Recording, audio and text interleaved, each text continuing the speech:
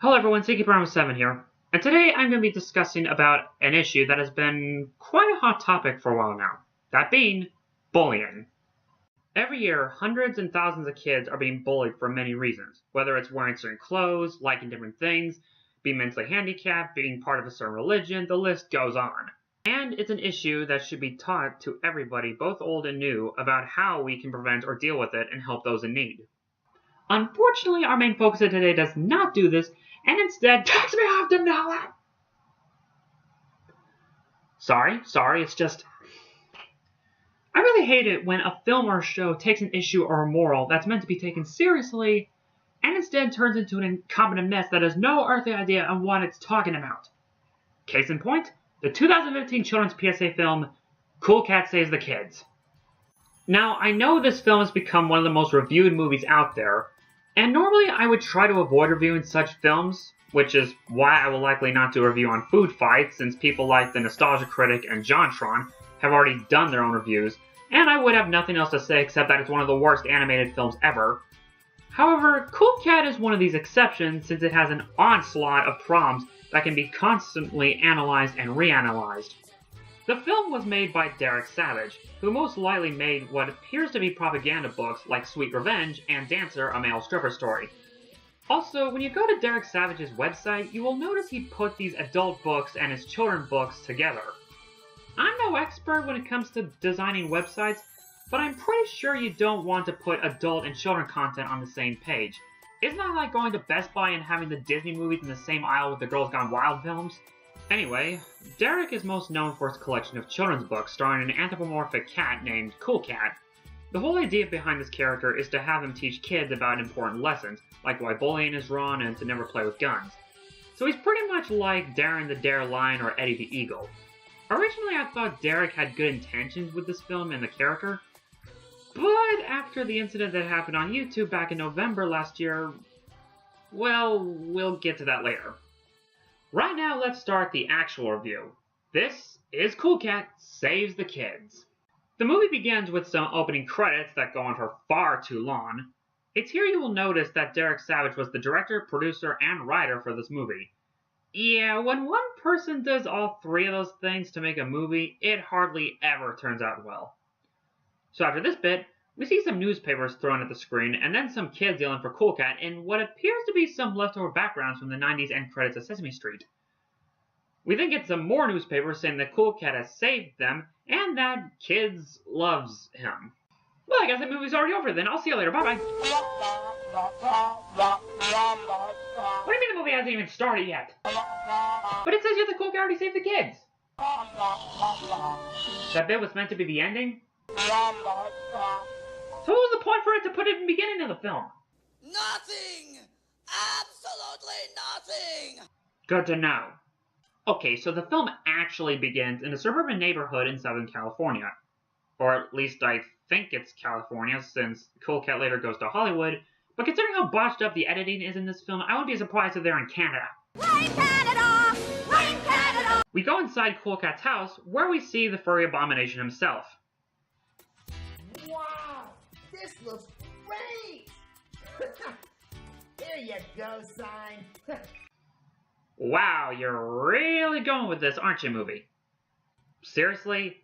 This is Cool Cat? Just some anthropomorphic 6-foot-tall orange tabby with a high-pitched voice and a t-shirt with his name printed on it? I'm sorry, but personally when I think of a Cool Cat, I think of Shere Khan from the Jungle Book, Mirage from Aladdin the Animated Series, or Fat Cat from Chippendale Rescue Rangers. Come to think of it, he doesn't even look that much like a cat, and looks more like a retarded hybrid between Bubsy and Crash Bandicoot. There's the finishing touches, and another one done! Oh yeah, and his lips barely move when he speaks. Seriously, Thomas the Tank Engine moves his lips more than this guy. So his Cool Cat is setting up a sign stating that he's running for school president, because this is clearly the kind of person you want to have for class president, right? And his friend Maria skips towards his house. Because as we all know, little girls always skip when they're happy. Speaking of which, I'm not trying to sound mean when I say this, but this girl keeps this creepy expression on her face throughout the majority of the film. She just looks way too happy. Half the time she even looks uncomfortable that she's in this film. But then again, if I were a small child and I was starring in a movie next to a furry and a gay porn star, I guess I would feel a little uneasy myself. Call it Cool Cat for President Office. And we're open for business! Come on, let's go! So Cool Cat and Maria go outside to their office, which is nothing more than just a large blanket, to work on more signs. I'm gonna seat in my corner office, and there's your corner office. Great. Now we can make more signs for the neighborhood.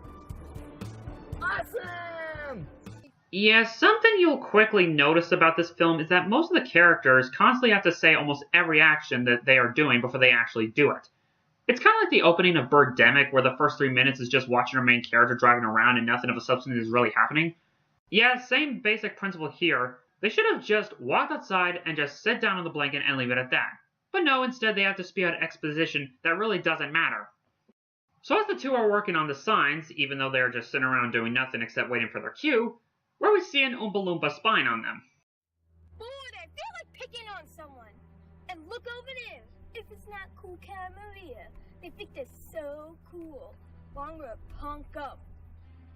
Maria's prettier, so our texture's ugly. Wait. This is the bully that Cool Cat is supposed to save the kids from? Some fat kid with Donald Trump hair, buck teeth, a lisp, and a purple cover on his cell phone? I'm not trying to be shallow when I say that, but we live in a world where kids can get picked on just because of their looks and their abnormal behavior. How do we know that this kid isn't a victim of bullying himself? And at first, it almost seems that that's the route the film's going for, but sadly no. Instead of making this kid a three-dimensional character with problems of his own, they just make him a one-dimensional stereotypical James Bond villain. So the kid decides to text some nasty messages to Maria. Yeah, how on earth did he get her phone number? I just got a text, but I don't know who it is. Well, there's only one way to find out. So, see what it says. It could be good news. I love to get good news. Yeah, me too. What if it's a secret contest and I just won a whole bunch of money? And we can take a nice trip together. That's a splendid idea. We could travel all over the world. Yippee! Okay, two things. First of all, Maria receives a text from an unknown person, and your advice, Cool Cat, is to open it. What if that message was from a stalker or a pedophile and contained some lewd images? Secondly, you then go on about how it could be a message saying you won money. Isn't that how most people get a virus or a spam? I thought Cool Cat's whole purpose was to teach kids important life lessons, not to get them into situations that could get them into trouble. So Maria gets a text saying that she has ugly hair. Listen to us, someone just texted me. You're ugly and your hair looks like rat hair. Why would somebody say that? I don't know, but that's really, really mean. Ooh, that person's just a big, big bully. Oh, ah. It worked. Maria looks sad. I love being a boy, so I'm gonna text her again. 1. How does Cool Cat and Maria not hear him scream at the top of his lungs? 2. Did he say boy or bully?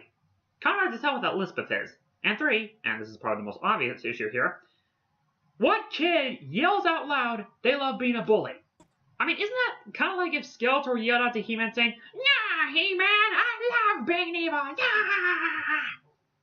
Although then again, when some villains usually straight up say they love being a villain or being evil, at least they do it with style.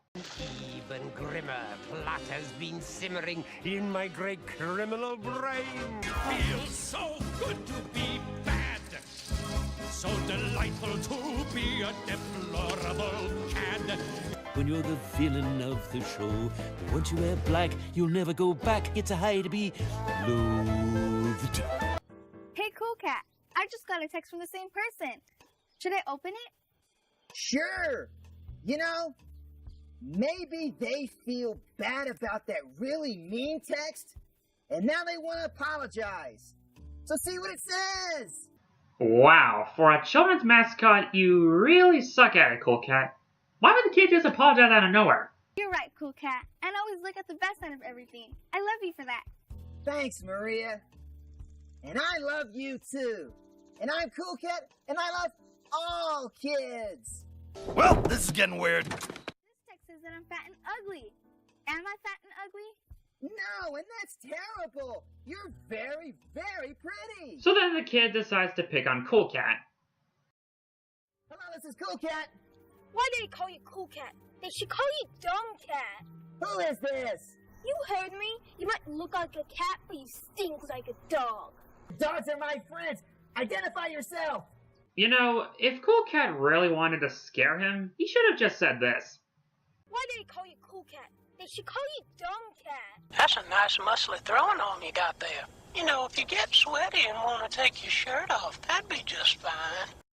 You might look like a cat, but you stink like a dog. Don't you mouth off to me, or I'm gonna slap you right in your penis.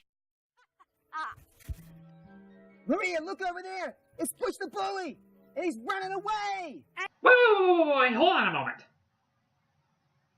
Butch. The kid's name is Butch. Well, that's just great. As if this wasn't cliched or stereotypical enough, how about we give it the most generic bully name of all time? And you could go with the argument that it may be his nickname, but in a later scene, Derek calls the boy's father and refers to him by Butch and no other name. So I can only assume that his parents actually named him that for some cruel reason. What's the matter with him? He's always bullying somebody, and he has no friends. That's not fun. Yeah, he doesn't have fun like we do. So you're just assuming that because he's a bully, he has no friends. You do realize that some bullies do have gangs or travel in packs, right? So Butch decides to use some spray paint and mess up Cool Cat's signs, but unfortunately for him, the wind blows some of the paint in his face. Ouch! That dumb wind blew paint in my face. Ugh. Wait, hold on. That's not very smart. Some wind blew paint into his face. Thank you, Miss Obvious. That's what he gets. My daddy calls that payback. So does my daddy. In fact, my daddy says, what goes around comes around. That'll show him. Now that's not very sporting. Really? Now you're teaching kids that it's okay to mock the bully and telling that said bully they deserve such pain. I know it's just spray paint, but what would happen if Butch messed around with a rattlesnake or something? So, as Cool Cat and Maria are about to begin making more signs, Butch rallies up these two random kids, and they decide to take part in some graffiti. This. Let's go have fun. What are you talking about? Yeah, lay it out, man. Okay, this is something else the film tends to do. Most of the characters keep using this slang that is really out of date. That is groovy. I just pumped her. Down with that, man. Didn't this sort of dialogue die back in the 90s? Who still talks like this? Hey, look, Maria. There's Madison. And she looks sad. What's the matter, Madison? You lose your favorite toy? It's worse than that. Kids are graffitiing on our mailboxes, and it's not pretty anymore. What? That's crossing the line. And it's not just ours, it's to others. It's making all the kids cry. Wow, that is some of the worst acting I've ever seen portrayed in a film. I mean, I know they are just kids. I don't expect them to be like Macaulay Culkin or Elijah Wood, but you could have at least done more than one take until they are close to acting like real people. It's pretty bad when the acting in this film makes Tom Wiseau's performance in The Room look like Leonardo DiCaprio. He's about to graffiti our neighbor's wall, and it's not cool to paint on someone's wall. I did not hit her. It's not true. It's bullshit. I did not hit her. I did not. Oh, hi, Mark. So Cool Cat runs over to the kids to stop their graffitiing. My parents have a saying, with friends like that, you better not have any enemies. So why do you want to paint the wall? And it's here we see the best actor in the entire movie. That being, the random guy in the white shirt in the background. Seriously, just the fact he walked outside his house, sees a giant cat yelling at some kids, and then walks back inside just says it all. It's just so natural. I mean, how else would you react to such a scenario? Because nobody loves us. We tag in other people's things so that they know we were there. Nobody cares for us. That's why we do it. Oh, no, you got it wrong. That's not the truth. The truth is, there's a lot of people that love you and care for you. I know because I love you. I'm Cool Cat, and I love all kids. You may have noticed that this is Cool Cat's catchphrase by now. I'm Cool Cat, and I love all kids. I'm Cool Cat, and I love all kids. I love babies. Did you have to word it like that? It's no wonder that you have more pedophile jokes than Barney. I mean, seriously, where's the BAU when you need them? He's a white male in his late 20s to 30s. He has a menial or temporary job. Socially marginalized and frustrated, he relates better to kids than he does to adults. I have a saying.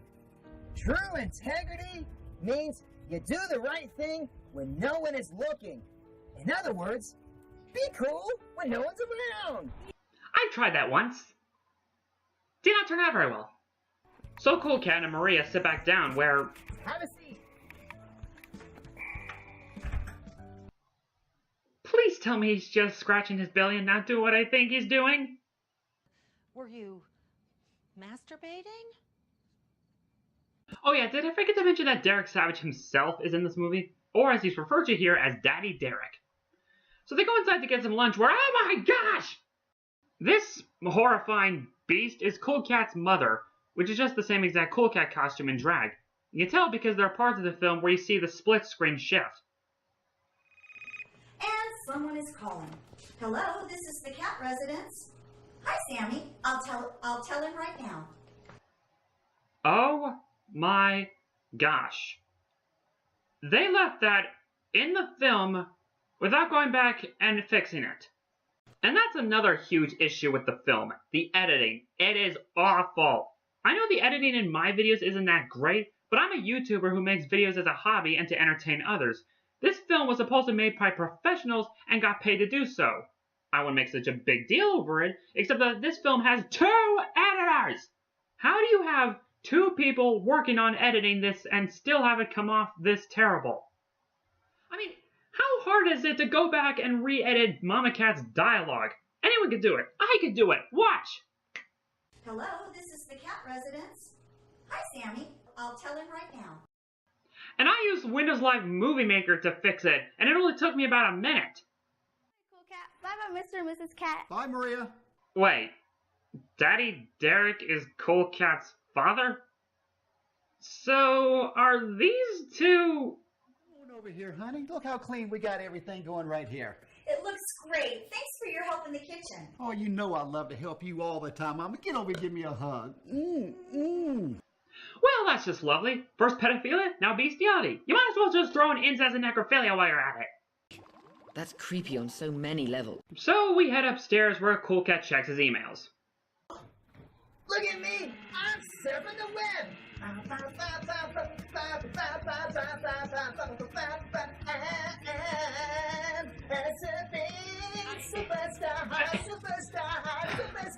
I got nothing. Wendy, what do you think? This is literally too dumb for me to care about. Good enough answer from me. And it's here where the Cool Cat gets cyberbullied. I got an email from a John Doe. But I don't know a John Doe. Detective! You're looking for me. What? You have a fat nose? And you smell like a dirty dog? I could write something really mean, but I don't want to do that.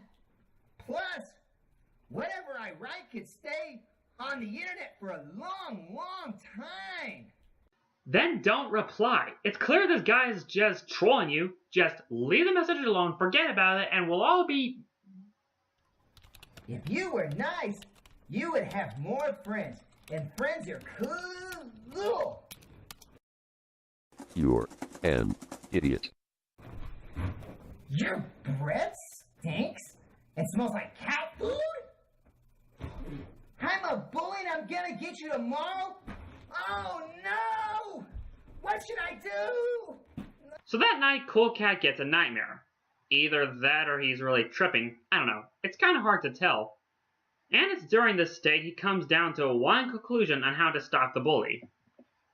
I'm gonna learn to stand up for myself. Yes! That's a great way to stop bullying. Stand up for yourselves.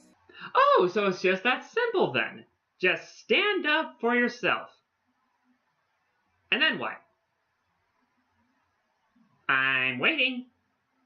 So Cool Cat wakes up from his hallucinations and heads downstairs to get breakfast. A bowl of cereal with some fresh fruit for you. Cool! I love fruit! Hey, all right, here you go, buddy. Hey, and be sure to say bye to Mama Cat before we leave. She's out back watering the flowers. I sure will! Cool. Well, hey, we're leaving. Once you finish... Oh, for crying out loud, will you stop explaining everything? Your audience does not have the intelligence of Patrick Seastar. Show, don't tell. So Cool Cat and Daddy Derek head off to Hollywood. Hello? Wow, this is great. I'll tell Cool Cat right now, and thanks. You know, I bet Derek Savage used Windows Movie Maker to put together this film, because these are the sort of effects that I use in my videos. That's pretty lazy, man. So Daddy Derek gets a call from Hollywood, goes to Hollywood, and then heads back home? The point of this scene was? That's what I thought. By the way, the next several minutes of this film is just Cool Cat and Derek getting ready for the parade and then going to the parade. What does this have to do with the bullying? Once again, nothing. It's just more filler. You will see that this film has just as much filler as Smosh the movie. I was cast to be in the Hollywood Parade! You're joking, that's fantastic. When is it happening? It's happening in a couple of days, but... Oh, no! I just realized something. I've got a lot to do before then. What should I do? Well, just do it. I don't know the answer to that question, but I asked your daddy. He might know what to do. I just told her, just do. You know what? Never mind. I keep forgetting. These people have about an IQ of about 12. So Cool Cat wakes up the next morning with a different shirt on for some reason.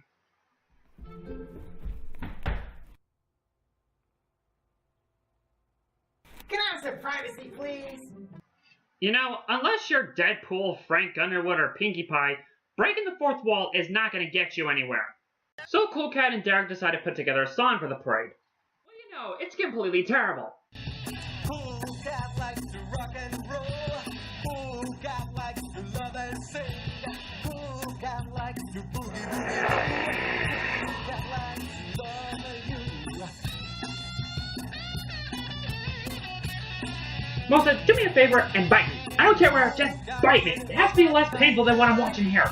Really, I feel the only point for this scene to exist is so that Derek can show off his Van Halen guitar. That's so awesome on that Van Halen guitar. Hey, thanks, man, and it wasn't me. This is a special guitar. Hey, check it out. It's autographed by the Van Halen band, and it was autographed back in the 1980s. Wow! Oh my God, who the hell cares? So after that pointless music number, we are then introduced to another one. And it's a rap number. My name is Cool Cat and I'm the coolest cat there is. I love to play and have fun and I'm always on the run. The sun is shining and I'm feeling... What is it with these bad kids films and shows that I always see that have this obsession over bad rap numbers? Party time, it's party time. Everybody's feeling fine cause it's party time. Yo, yo, yo, look at my teeth. They're so sharp and white and neat. Come on, Sharky, you big ugly whale. Don't you want to bite my nice 3010? Just go wear your high-top sneakers, sneak, and don't forget to use your head, huh? I'm acquainted with the cat who says ho, ho, ho. Layer after layer, I'm a Yuletide player. So finally, we head to the parade, where Cool Cat wastes more time by showing some cars from movies and TV shows that I would rather be watching. It's the Back to the Future car. Now we got the Batmobiles. Here's the Jurassic Park vehicle.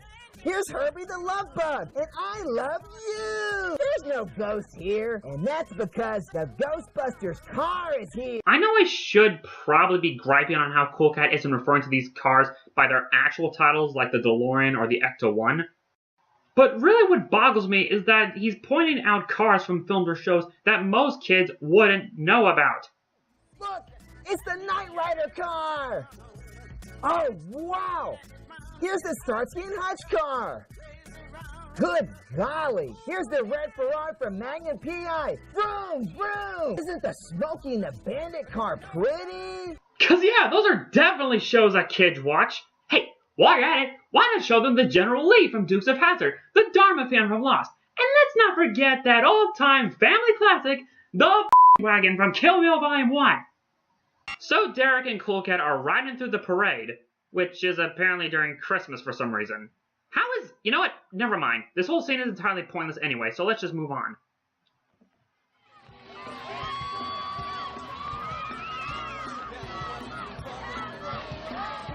"20 minutes later.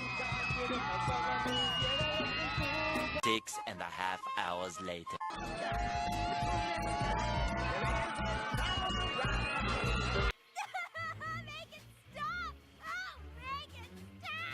So, after over 12 minutes of this stupid parade, we finally get back to the bully plot. And it's here we get the only two celebrities that Derek managed to abduct. Actually, yeah, let's go with abduct. Them being Eric Estrada and Vivica A. Fox. I'll admit, I'm not all that familiar with Eric Estrada, except that he starred in the show Chips, which I never watched. However, I am familiar with Vivica A. Fox in certain roles, like her well-known performance as Bernita Green in Kill Bill Volume 1, as well as her recent voice role as Angel Dynamite in Scooby-Doo Mystery Incorporated. Hi, everybody! Hi! I want to have fun today, and I don't know what to do! You have any suggestions for me? I could use it! Check it out. If that dog mutates, I'm putting it down. But yeah, seeing these two involved with this film is just embarrassing. So Cool Cat and Maria begin to build a sandcastle, and insert Frozen joke here, when Butch shows up out of nowhere. Man, the security must really suck in this neighborhood if he could just waltz right in like that. Remind me never to move in this area. Oh, no, I don't think so, Vivica. All of Cool Cat's friends are cool. That kid looks like he's up to trouble. So, is the sandbox even right in front of them, or just in a different location? Because the way their eyes are positioned, it almost seems that Vivica thinks the sandbox is on her right, and Eric thinks it's on his left. Maybe they really are just that drunk. We'll explain this earlier bit of dialogue. Such a beautiful day. Oh, it sure is, Eric. And where is Cool Cat? There he is. Hey, who's that kid? I don't know. Probably one of Cool Cat's friends. Oh, no, I don't think so, Vivica. All of Cool Cat's friends are cool.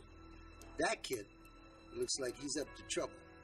How do you know he's trouble? What, because he's fat and that automatically makes him a threat to them? Remember how I said earlier that Cool Cat was originally a character from a children's book series that Derek himself put together? Well, when you look at the one titled Cool Cat Stops Bullying, you'll notice that the bully in the book is also a large fat kid. So, does Derek seem to think that only large fat boys can be bullies? Because that's the vibe I'm getting when looking at both the book and the film. Again, it's usually the other way around. In many scenarios, it's the person with weight problems that gets picked on. Like Sam Tyrell from Game of Thrones, for example. But if Thorne puts me up against Lady Piggy, I'm gonna slice me off a side of bacon. And I know a lot of films and shows have bully characters to be fat, like Beaver from Phineas and Ferb. Sure, he's kind of the stereotypical bully, but at least the show pokes fun at the cliches, and at times, he does have his complex moments. And it also helps that he has some funny one-liners here and there. You do not use 3.14 for pi? Oh, for crying out loud! There, 0! Okay, technically, that is correct. But you did not show your work. I will in about 20 minutes. But getting back on topic, there are many types of bullies besides the cliched fat ones. Like, of course, there are the stereotypical leather jacket wearing greasy hair type. Even girls can be bullies too, you know, Savage. Sometimes they can be just as mean and cruel as men. You know what all the boys in this school call you, little girl? The girl with 2 brains. Sorry if that tangent went on for a while, I just had to get that load off my chest. I don't like the sandcastle, so take this! No! Did you see that? That kid kicked sand in Cool Cat's face. Our sandcastle is broke. Why do you want to be a bully? Bullies never have any friends, and it's cool to have friends. So Butch runs off when Vivica and Eric finally get up to do something. Stop him, but I didn't know what to do. I got scared and became confused. And Vivica explains to Cool Cat and Maria on how she stopped the bully one time. Empower myself. In other words, I quit being scared of the bully and I yelled at him to leave me alone. And I yelled very loudly. The bully got embarrassed when I yelled at him and he ran away. And I was there. Everybody was so happy because that bully mess with all the kids. Wow! That's an amazing strategy! It can help me to stop bullying! I have a story. One time, a bully was picking on me, and they said some terrible things, and none of it was true. Then, they posted it on the internet. It made me cry. I was so sad because I didn't know how to stop the bully. So I told my parents, and that made me feel better. Thank you! Finally some decent advice that kids can actually take from this. So as soon as Vivica and Eric go back to getting drunk, Butch returns to cause some more trouble. Give me your lunch money, or I'll destroy your sand cat. Why don't you just take your mama home some chicken, and then I won't have to stuff my boot all up in your ass? Okay, he doesn't actually say that. We're not gonna give you our lunch money! I'm not afraid of you anymore, so you better leave us alone! I'm a bully, and I don't like your sand cat. Leave us alone right now! Yeah, and you better stop right now! I'm gonna tell my mommy you yelled at me! And apparently yelling at the bully actually works. No. Sorry movie, but that's not how it works. A bully is not going to stop doing wrong just because you yell at them. What would happen if some child took your advice? I don't think it would turn out very well. Right now! And you better stop right now! Give me all your money! I love you, and I've had so much fun playing with you. Let's all be friends, and together we can stop bullying. Yay! Well, I guess that means the movie's over then. Ta-ta! What do you mean there's still 20 minutes left? Ugh, fine. By the way, how am I understanding the word you're saying? So with that bit over, we cut to the next story. Yeah, apparently this film is actually a combination of 3 separate Cool Cat videos to form this anthology story, but it's just so jumbled around that it just doesn't work. So Cool Cat finds one of Derek's magazines. Wow! The mailman must have left one of Daddy Derek's entertainment magazines! Again, creepy on so many levels. And learns there is a writing contest being held. In other words, it's just more filler that has no bearing on the plot. The first prize is $100! Wow! $100? That's a lot of money! I'm going to enter this contest and so is your mommy! My, oh my, oh my! I can have my hair done at the beauty parlor with $100. Seriously? Just $100? Big deal. Last writing contest I took a part in, I won 4 free tickets to go see Walking with Dinosaurs the live experience in Phillips Arena, Atlanta. Normally a T-Rex wouldn't attack the heavily armored Ankylosaurus, but she's fiercely protective of her young. So the next few minutes is just spent on Cool Cat writing a story about Charlie the Trout, which is just another one of Derek Savage's mad creations. Ooh! Charlie the Trout swims upstream, and Charlie the Trout makes a lot of friends. Because making a lot of friends is super great! Yeah! This is a masterpiece! Ooh! What do you think? Beautiful, huh? Yes, it would be beautiful if it wasn't just some printout and not some actual drawing. Charlie the Trout makes another friend. Yay! So the story of Charlie the Trout is just him making friends and nothing else? You know, it's pretty bad when you make Caillou look like Once Upon a Time in terms of developing characters. So the next day comes where Cool Cat plays with Maria and some random kid we never seen before. The kid drops his rubber ball just as a car comes by. He sees that car! I hope he does. Watch out, Mikey! There's a car! Thanks for warning me about that car. It's okay, but always look both ways before crossing the street. You might want to remember that scene. It's gonna totally kick this movie in the crotch later. So after they force us a message about looking both ways before crossing, a news report comes up about someone taking candy from babies. National news report. Kids beware.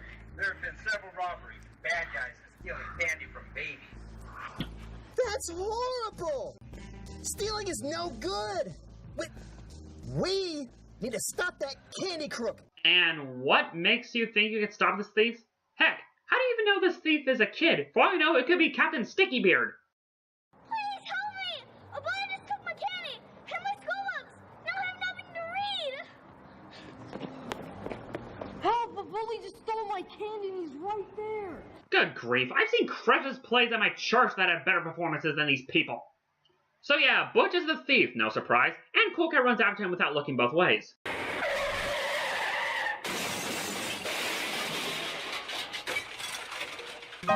Dumb ways to die. So many dumb ways to die. Dumb ways to die. So many dumb ways to die. You remember just a moment ago when Cool Cat said that you should always watch out for cars before crossing the road? When you have a PSA mascot teach kids these morals, that mascot should stick with those morals. And yet, despite that advice, Cool Cat goes against it to chase after Butch. I swear, this character is on the same level of hypocrisy as Vedic Wind from Star Trek Deep Space Nine. So as Butch runs from Cool Cat, the police arrives to arrest Butch? What? Thank you for your help, Cool Cat. That was very heroic. It was nothing! And thanks for your help, Mr. Policeman. That was perfect timing! Yes, a little too perfect, perhaps. I know why all the kids love you, Cool Cat. We appreciate your efforts to help keep the community safe for the children. Because as we all know, a little vigilante justice is always the right thing to do, right kids? So after all that, our three heroes go outside to find treasure. Here's our lucky stick! It seems like every treasure hunter has one, so we ought to have one too! That stick you are referring to is a metal detector. See? Like this one. It's a cheap one, but it's one nonetheless. So as they are searching for treasure, they stumble across a very conveniently placed gun. Probably left there by accident when Derek was working on his more recent project. So as they run off to go tell Daddy Derek, Butch, who has been released from custody, runs over and steals the gun. Okay, I thought we just finished with the bullet PSA. Why are you meshing this with your gun safety PSA? The whole point of a PSA of this type is to have the children in focus be the ones to mess around with that item in focus so that the mascot can come in to their aid and teach them why it's wrong and what they should do instead. So really, Maria and Mikey should be the ones playing with the gun, not Butch. And I bet some of you are thinking, but Maria and Mikey would not be the perfect little children if they were playing with the gun. Yeah, well that's kind of the whole point. Making a character that is 100% perfect is one of the worst things you can possibly do when writing a story, or in this case, a PSA. It's clear that Maria and Mikey are good kids. If they were to have played with the gun, it wouldn't make them bad kids, just good kids that made a bad decision. If you'll remember the Disney show Gargoyles, you might recall they did an episode that served as a gun PSA. Here, one of the gargoyles, named Broadway, plays around with Elisa's gun and in the process accidentally shoots her.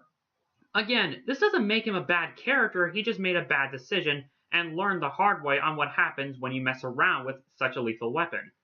And the episode doesn't hammer in the message either. Instead you know what, I'm just gonna let the scene play out itself. It was all my fault. I was playing with your gun and it went off. I'll never touch a gun again.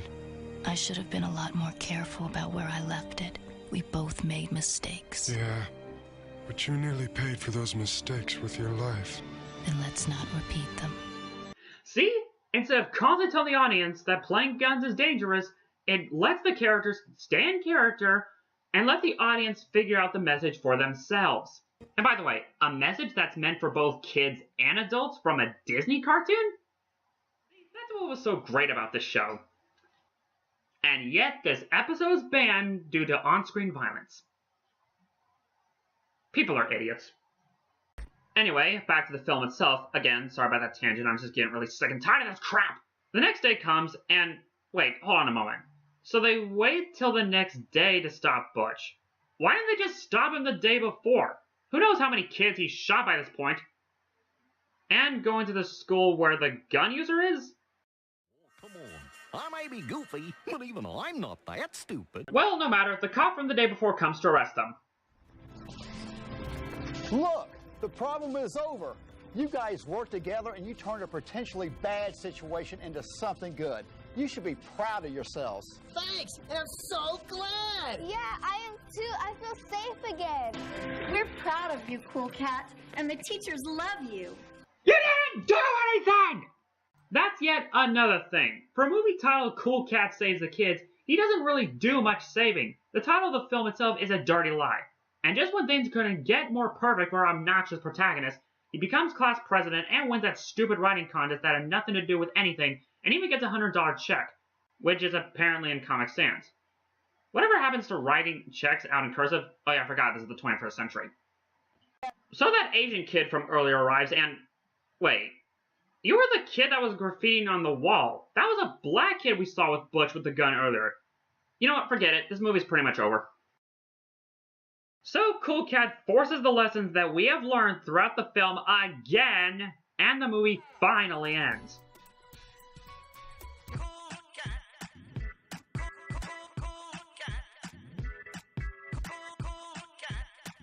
Hi, I'm Derek Savage, and I'm the creator. Oh, shut up! We get it! Just end already! Thank you!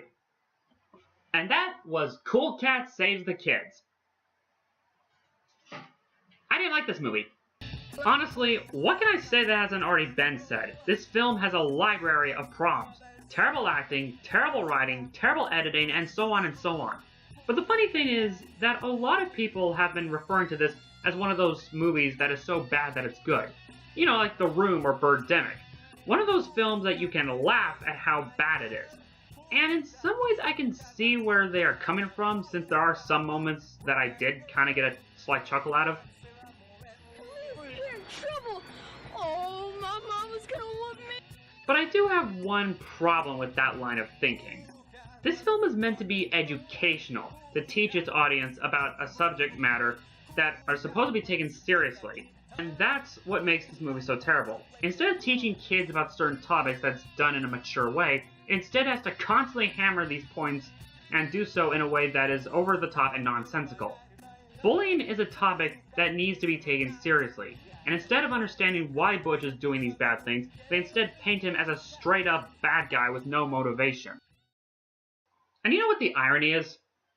This movie came out the exact same year when two cartoon shows released an episode each that portrayed their bully characters in a very complex manner sometime afterwards.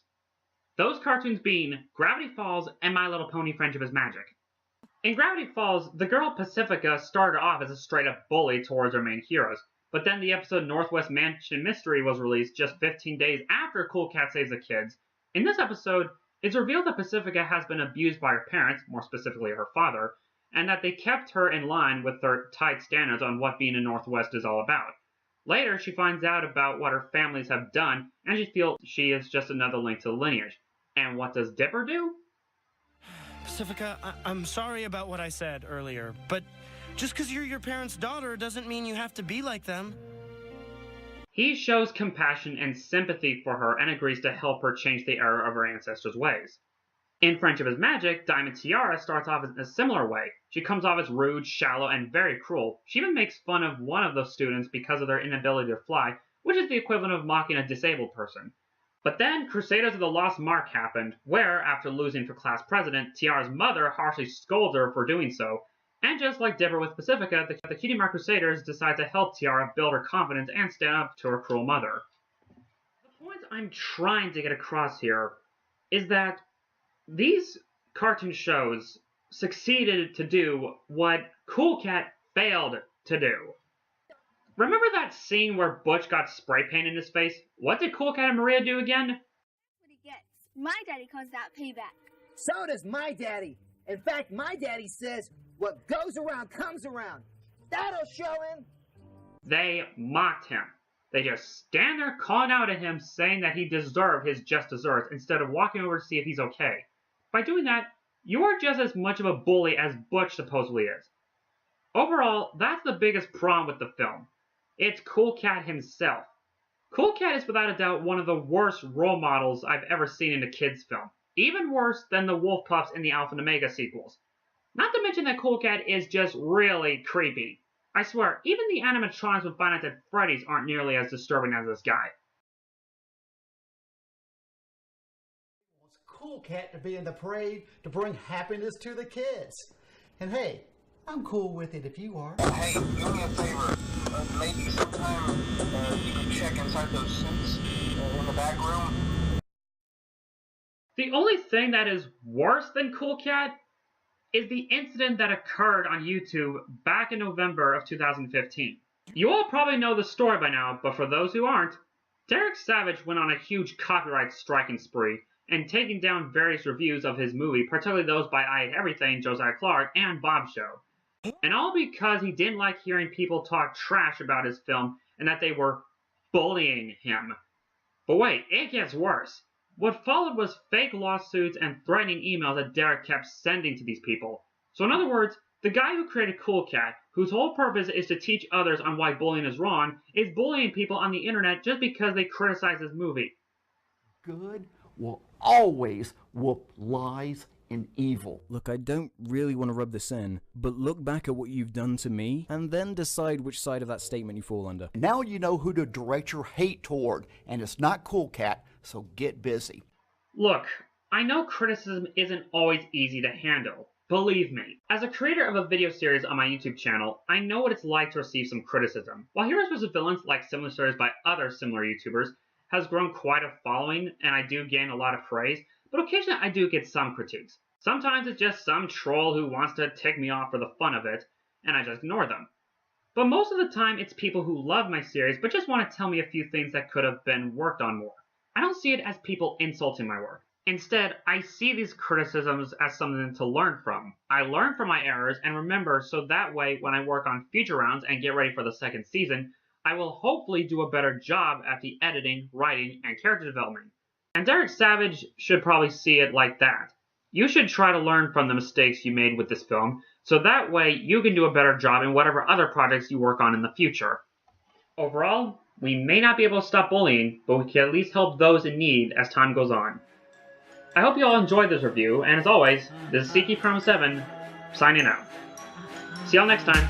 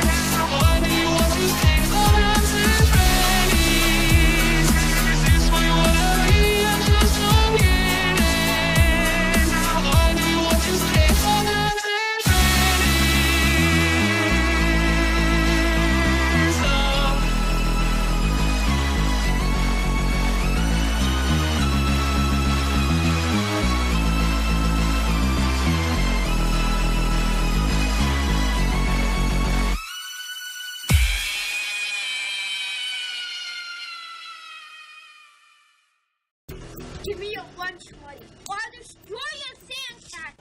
Do you have Prince Albert in a can? You do? Well, you better let the poor guy out.